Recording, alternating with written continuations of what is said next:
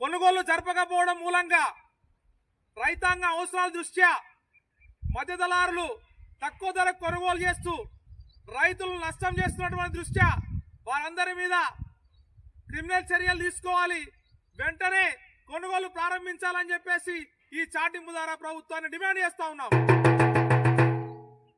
అట్లాగే ఎక్కడైతే సెంటర్లు ఉన్నాయో ఆ సెంటర్లు అన్నింటిలో మంచినీటి సౌకర్యం, టార్పాలిన్లు, సుతిలి, దారం, అదేవిధంగా గన్నీ సంచులు, బాత్రూములు కట్టించి ఏదైతే ప్రభుత్వ నిబంధనల మేరకు ఇవన్నీ కూడా సెంటర్లన్నీ కొనసాగించాలని చెప్పేసి ఈ రాష్ట్ర ప్రభుత్వానికి ఈ చాటింపు ద్వారా విన్నవిస్తున్నాం.